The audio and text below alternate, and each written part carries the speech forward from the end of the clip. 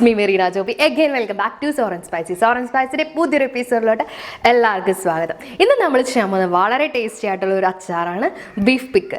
സാധാരണ നമുക്ക് വീട്ടിൽ ചോറുണ്ടാൻ വേണ്ടിയിട്ട് ബീഫിൻ്റെ കറികളോ അതിൻ്റെ വെറൈറ്റികളോ ഒന്നും ഇല്ലാത്ത സമയത്ത് ഈ അച്ചാറുണ്ടെങ്കിൽ നമുക്ക് ബീഫ് കഴിക്കുന്ന അതേ സാറ്റിസ്ഫാക്ഷനോടെ ഇഷ്ടംപോലെ ചോറുണ്ടാം. അപ്പോൾ എല്ലാവരും ട്രൈ ചെയ്ത് നോക്കുക. കുറച്ച് ആ ബീഫ് വറുത്തെടുക്കുന്ന ആ ഒരു ചെറിയൊരു ബുദ്ധിമുട്ട് മാത്രമേ ഉള്ളൂ. പിന്നെ സാധാരണ നമ്മൾ അച്ചാറുണ്ടാക്കുന്ന പോലെ തന്നെ നമുക്ക് റെഡിയാക്കി എടുക്കാം. എന്നിട്ട് സ്റ്റോർ ചെയ്ത് വെക്കാവുന്നതേ ഉള്ളൂ. അപ്പോൾ എല്ലാവരും ട്രൈ ചെയ്ത് നോക്കുക. നല്ല ടേസ്റ്റി ആയിട്ടുള്ള റൈറ്റാണ്, എന്തായാലും എല്ലാവർക്കും ഇഷ്ടപ്പെടും. അപ്പോൾ ട്രൈ ചെയ്ത് നോക്കിയിട്ട് ഫീഡ്ബാക്ക് തരാൻ മറക്കരുത്. പിന്നെ ചാനൽ ഇതുവരെ സബ്സ്ക്രൈബ് ചെയ്തിട്ടില്ലെങ്കിൽ ഒന്ന് സബ്സ്ക്രൈബ് ചെയ്തോളൂ കേട്ടോ. പിന്നെ തൊട്ടടുത്താണ് ബെല്ലൈക്കണും കൂടെ ഒന്ന് ക്ലിക്ക് ചെയ്യുകയാണെങ്കിൽ ഞാൻ പുതിയ വീഡിയോസ് ഇടുമ്പോൾ നിങ്ങൾക്ക് നോട്ടിഫിക്കേഷൻ കിട്ടും. പിന്നെ വീഡിയോ ഇഷ്ടപ്പെട്ട ലൈക്ക് ചെയ്യുക, ഷെയർ ചെയ്യുക, കമൻറ്റ് ചെയ്യുക. അപ്പോൾ എല്ലാവരും ട്രൈ ചെയ്ത് നോക്കുക, എല്ലാവർക്കും എന്തായാലും ഇഷ്ടപ്പെടും. അപ്പോൾ നമുക്കിനി അടുത്ത വീഡിയോയിൽ കാണാം. Bye bye.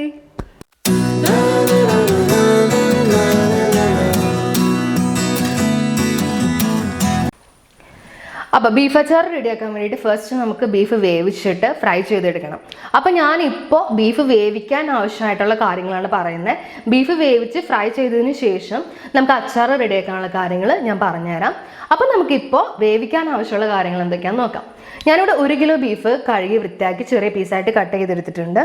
വലിപ്പമൊക്കെ ഓരോരുത്തരുടെ ഇഷ്ടത്തിന് എടുക്കുക. ഞാനിപ്പോൾ ഒരു വളരെ ചെറുതല്ല എന്നാൽ വലിയ കഷ്ണങ്ങളല്ലാത്ത രീതിയിൽ ഒരു മീഡിയം സൈസുള്ള കഷ്ണങ്ങളാണ് എടുത്തിരിക്കുന്നത്.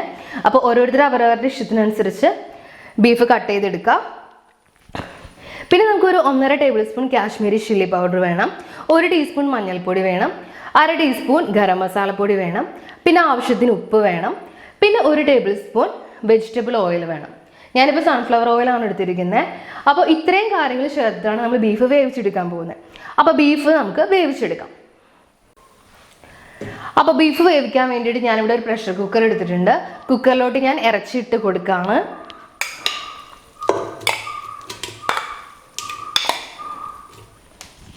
അപ്പോൾ മൊത്തം ഇറച്ചി ഞാൻ കുക്കറിലോട്ട് ഇട്ട് കൊടുത്തിട്ടുണ്ട്. ഇനി നമുക്ക് പൊടികൾ ചേർത്ത് കൊടുക്കാം.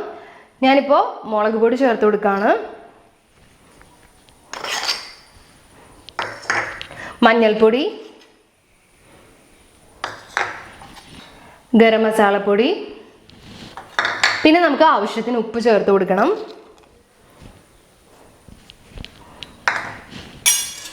പിന്നെ വെജിറ്റബിൾ ഓയിൽ.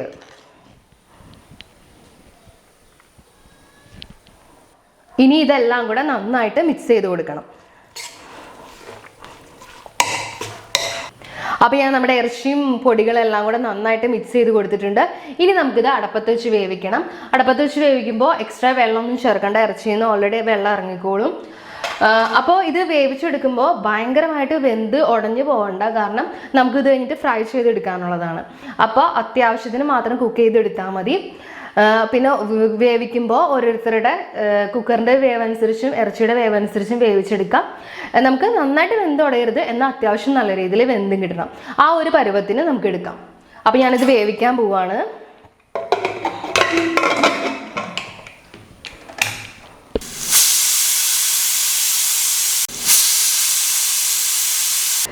അപ്പോൾ നമ്മുടെ ബീഫ് ഇവിടെ നന്നായിട്ട് വെന്ത് വന്നിട്ടുണ്ട്.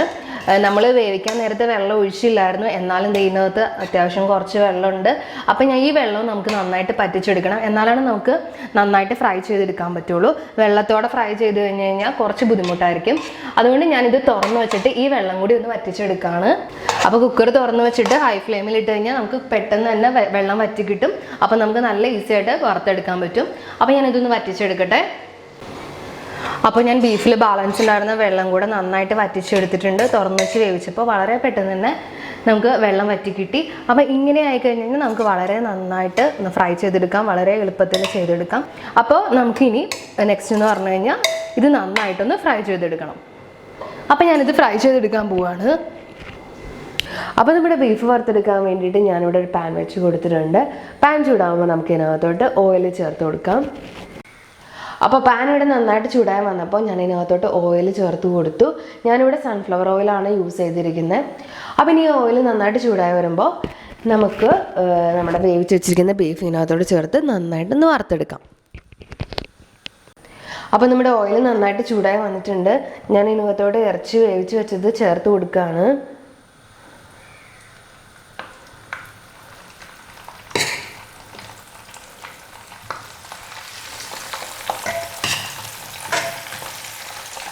അപ്പോൾ ഞാൻ ആദ്യത്തെ സെറ്റ് ഇട്ട് കൊടുത്തു.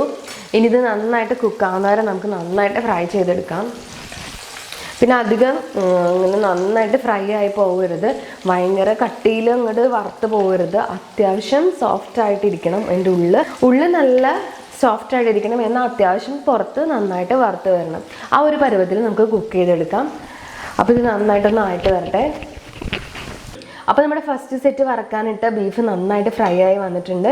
ഇതിപ്പോൾ അത്യാവശ്യം നന്നായിട്ട് ഫ്രൈ ആയിട്ട് ഔട്ട് സൈഡ് നന്നായിട്ട് കട്ടിയായിട്ട് ഉള്ളിൽ അത്യാവശ്യം നല്ല സോഫ്റ്റായി വന്നിട്ടുണ്ട്. അപ്പോൾ ഇത്രയും മതി. ചിലർക്ക് അച്ചാറിടുമ്പോൾ നല്ല കട്ടിയായിട്ട് ഇരിക്കണം, നല്ല കല്ല് പോലെ ഇരിക്കണം. ഇനി നിങ്ങൾക്ക് കുറച്ചും കൂടി കട്ടിയാവണം എന്നുണ്ടെങ്കിൽ ഇത് കുറച്ച് നേരം കൂടി ഒന്ന് ഫ്രൈ ചെയ്തെടുത്താൽ മതി. അപ്പോൾ ഞാനിവിടെ നിർത്താണ്. ഇത് അത്യാവശ്യം നന്നായിട്ട് തന്നെ ഫ്രൈ ആയിട്ടുണ്ട്. അപ്പോൾ ഞാനിത് വേറൊരു പാത്രത്തിലോട്ട് കോരി മാറ്റുകയാണ്. അപ്പോൾ ഞാനിത് ഫുൾക്കൊന്നും കോരി മാറ്റട്ടെ.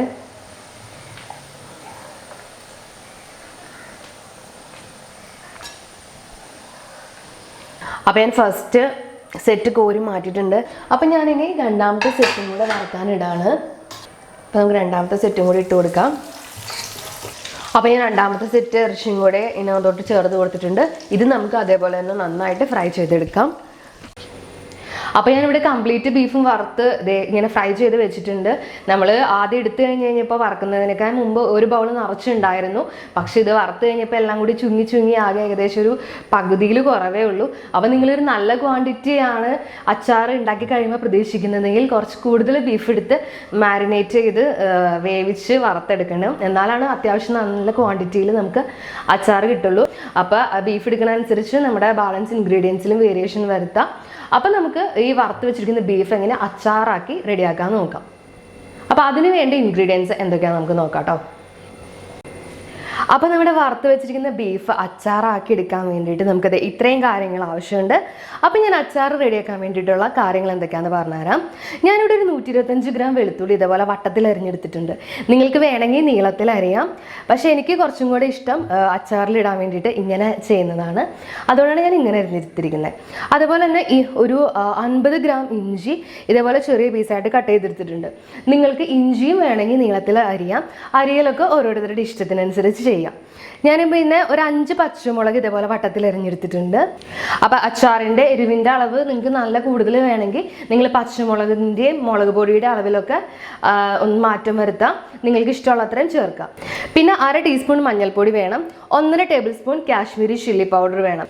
പിന്നെ നമുക്ക് കുറച്ച് കറിവേപ്പില വേണം. പിന്നെ നമുക്കൊരു 1/4 ടീസ്പൂൺ ഉലുവാപ്പൊടി വേണം. 1/2 ടീസ്പൂൺ കായപ്പൊടി വേണം. പിന്നെ നമുക്കൊരു 4 വറ്റൽമുളക് ചെറിയ പീസായിട്ട് കട്ട് ചെയ്തത് വേണം. പിന്നെ നമുക്ക് ആവശ്യത്തിന് ഉപ്പ് വേണം. പിന്നെ നമുക്കൊരു 1.25 കപ്പ് വിനാഗിരി വേണം. ഈ വിനാഗിരിയുടെ അളവ് നിങ്ങൾക്ക് വേണമെങ്കിൽ കൂട്ടി കൊടുക്കാം. നമ്മൾ അച്ചാർ ഇടുന്ന സമയത്ത് പുളി ആയിരിക്കില്ല നമ്മുടെ അച്ചാറിന് 1 ദിവസം കഴിഞ്ഞാലും 2 ദിവസം കഴിഞ്ഞാലും. അപ്പോൾ അതനുസരിച്ച് നിങ്ങൾ വിനാഗിരിയുടെ അളവ് വേണമെങ്കിൽ കൂട്ടി കൊടുക്കാവുന്നതേ ഉള്ളൂ. പക്ഷെ ഡയറക്റ്റ് പച്ച വിനാഗിരി കൊണ്ടുവന്നിട്ട് അച്ചാറിൽ ഒഴിക്കരുത്. ഒന്ന് തിളപ്പിച്ച് അതിൻ്റെ ചൂടാറ്റിയ ശേഷം നിങ്ങൾക്ക് വേണമെങ്കിൽ വിനാഗിരി കൂട്ടി കൊടുക്കാം.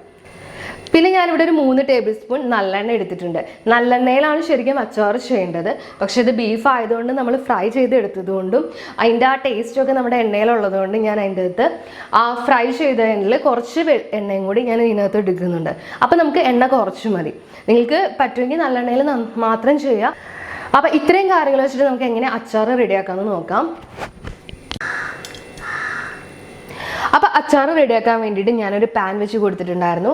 അതിനകത്തോടെ നേരത്തെ നമ്മൾ ബീഫ് വറുത്ത് വെച്ചതിൽ അടിയിലെ കരടൊക്കെ മാറ്റിയിട്ടുള്ള കുറച്ച് നല്ല ഓയിൽ ഇതിനകത്തോട്ട് ഒഴിച്ചു കൊടുത്തു. ഇതിനകത്തോട്ട് നമുക്കിനി നല്ലെണ്ണ ഒഴിച്ചു കൊടുക്കണം. ഞാനൊരു 3 ടേബിൾ സ്പൂൺ നല്ലെണ്ണ ഒഴിച്ചു കൊടുക്കുകയാണ്. അപ്പോൾ ഇതേ ഓയിൽ ചൂടായി വന്നിട്ടുണ്ട്. ഇതിനകത്തോട്ട് ഞാൻ വറ്റൽമുളക് ഇട്ട് കൊടുക്കുകയാണ്. ചിലർ ഇതിനകത്ത് കടുക് പൊട്ടിക്കും, ഉലുവ പൊട്ടിക്കും. ഞാനിത് ചെയ്യുന്നില്ല. ഞാൻ ബീഫ് അച്ചാറിൽ കടുക് പൊട്ടിക്കാറില്ല. നിങ്ങൾക്ക് ഇഷ്ടമുണ്ടെങ്കിൽ നിങ്ങൾക്ക് വേണമെങ്കിൽ കുറച്ച് കടുക് പൊട്ടിക്കാം, അല്ലെങ്കിൽ കുറച്ച് ഉലുവ പൊട്ടിച്ചു കൊടുക്കാം. അപ്പോൾ നമ്മുടെ മുളകൊക്കെ നന്നായിട്ട് മൂത്ത് കളറൊക്കെ മാറി വന്നിട്ടുണ്ട്. ഇനി നമുക്ക് ഇതിനകത്തോട്ട് തീ നന്നായിട്ട് കുറച്ചിട്ട് നമുക്ക് ഇഞ്ചിയും വെളുത്തുള്ളിയും ചേർത്ത് കൊടുക്കാം. അപ്പോൾ വെളുത്തുള്ളി ചേർത്ത് കൊടുക്കുകയാണ്. കൂടെ തന്നെ ഇഞ്ചിയും ചേർത്ത് കൊടുക്കുകയാണ്. ഇനി നന്നായിട്ടൊന്ന് വഴറ്റി കൊടുക്കുക. ഇനി ഒന്ന് മീഡിയം ഫ്ലെയിമിലിട്ടിട്ട് നന്നായിട്ടൊന്ന് മൂപ്പിച്ചെടുക്കണം. അപ്പം ഞാൻ ഇതൊന്ന് മൂക്കണയ്ക്കാൻ മുന്നേ ഇതിൻ്റെ കൂടെ തന്നെ കുറച്ച് പച്ചമുളക് കൂടി ചേർത്ത് കൊടുക്കുകയാണ്. ഒപ്പം കുറച്ച് കറിവേപ്പില ഇട്ട് കൊടുക്കുകയാണ്. ഇനി ഇതും കൂടി ചേർത്തിട്ട് നമുക്ക് നന്നായിട്ടൊന്ന് വഴറ്റിയെടുക്കാം. എല്ലാം നന്നായിട്ട് മൂത്ത് വരണം. അപ്പോൾ നമ്മുടെ ഇഞ്ചിയും വെളുത്തുള്ളിയൊക്കെ നന്നായിട്ട് മൂത്ത് വന്നിട്ടുണ്ട്. നമ്മുടെ കറിവേപ്പിലൊക്കെ നല്ല ഫ്രൈ ആയി വന്നിട്ടുണ്ട്. അപ്പോൾ നമുക്ക് ഇതിനകത്തോട്ട് പൊടികൾ ചേർത്ത് കൊടുക്കാം. മഞ്ഞൾപ്പൊടി, മുളക് പൊടി,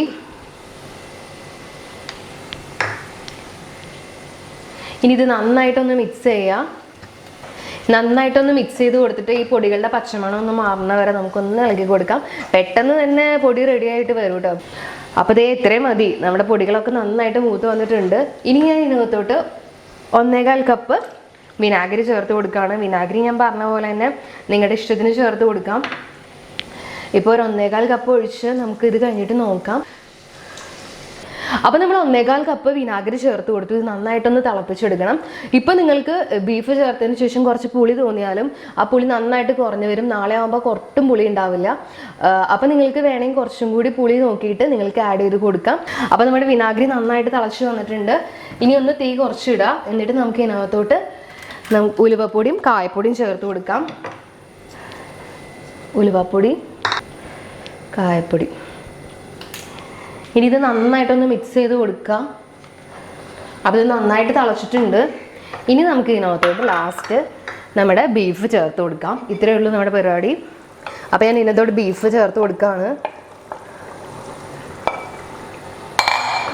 ഇത് തീ ഒന്ന് കുറച്ചിട്ടിട്ട് നന്നായിട്ടൊന്ന് മിക്സ് ചെയ്ത് കൊടുക്കുക. ഇനി ഇത് ജസ്റ്റ് ഒന്ന് തിളപ്പിച്ചെടുത്താൽ മതി. നമ്മുടെ അച്ചാർ റെഡിയായി. ഇനി ഇരിക്കുന്തോറും ഇതിൻ്റെ ഈ ഗ്രേവി ഇത്ര ഉള്ളതൊന്നും നോക്കണ്ട. ഇതിൻ്റെ ഗ്രേവി നന്നായിട്ട് കുറഞ്ഞു വരും. ഈ ഓയിലും ഗ്രേവിയൊക്കെ ബീഫിലോട്ട് നന്നായിട്ട് അബ്സോർബ് ചെയ്തിട്ട് എല്ലാം നന്നായിട്ട് ബീഫിൽ പെരണ്ടിരിക്കും. പിന്നെ നമ്മൾ ഇതിനകത്തോടെ എക്സ്ട്രാ ഗ്രേവിക്ക് വേണ്ടിയിട്ട് വെള്ളമൊന്നും ചേർത്ത് കൊടുക്കുന്നില്ല. ഇത് അത്യാവശ്യം നല്ല ഗ്രേവി ഉണ്ട്.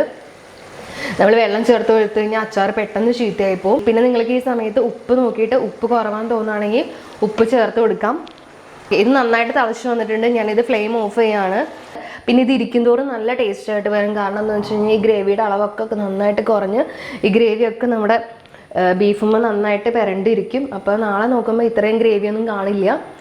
അതൊക്കെ ഒരുമാതിരി വറ്റി നല്ല തിക്ക് ഗ്രേവി ആയിട്ടുണ്ടാവും. അപ്പോൾ ഇതാണ് ഒരു 3-4 മണിക്കൂർ കഴിഞ്ഞിട്ടുള്ള നമ്മുടെ അച്ചാറിൻ്റെ അവസ്ഥ. നേരത്തെ നമ്മൾ എടുത്ത് വെച്ച് കഴിഞ്ഞപ്പോൾ ഇതിൻ്റെ മുകളിൽ എണ്ണ നിൽക്കുമായിരുന്നു. ഇപ്പോൾ എണ്ണയെല്ലാം ഇതിനകത്തോട്ട് അബ്സോർബായിട്ട് ഇതിൻ്റെ ഗ്രേവി നല്ല തിക്കായി വന്നിട്ടുണ്ട്. പിന്നെ ഇരിക്കുന്തോറും ഇതിൻ്റെ ഗ്രേവി നല്ല ടേസ്റ്റ് ആയിട്ട് വരും. ഇപ്പോൾ നല്ല തിക്കായി കഴിഞ്ഞപ്പോൾ രാവിലത്തേക്കായും നല്ല ടേസ്റ്റ് ആയിട്ടുണ്ട്. ഞാനിപ്പോൾ രാവിലെ റെഡിയാക്കിയിട്ട് ഇപ്പോൾ ഉച്ചയായപ്പോൾ നോക്കി കഴിഞ്ഞപ്പോൾ ഇതേപോലെ നല്ല തിക്കായിട്ടിരിക്കുന്നു. പിന്നെ ഇതിനകത്ത് പുളി നന്നായിട്ട് കുറഞ്ഞിട്ടുണ്ട് നമ്മൾ രാവിലത്തേക്കായും. അപ്പം ഞാൻ ഇന്നും കൂടെ വെച്ചിട്ട് നാളെ രാവിലെ നോക്കിയിട്ട് പുളി ആവശ്യമുണ്ടെങ്കിൽ ഞാൻ കുറച്ചും കൂടി വിനാഗിരി ചേർത്ത് കൊടുക്കും. അപ്പോൾ നിങ്ങളും അങ്ങനെ ആവശ്യമുണ്ടെങ്കിൽ ചേർത്ത് കൊടുക്കുക. അപ്പോൾ ഇത്രയുള്ള നമ്മുടെ ടേസ്റ്റി ആയിട്ടുള്ള ബീഫ് അച്ചാർ. അപ്പോൾ എല്ലാവരും ട്രൈ ചെയ്ത് നോക്കുക. നമുക്കിനി അടുത്ത വീഡിയോയിൽ കാണാം. Bye bye.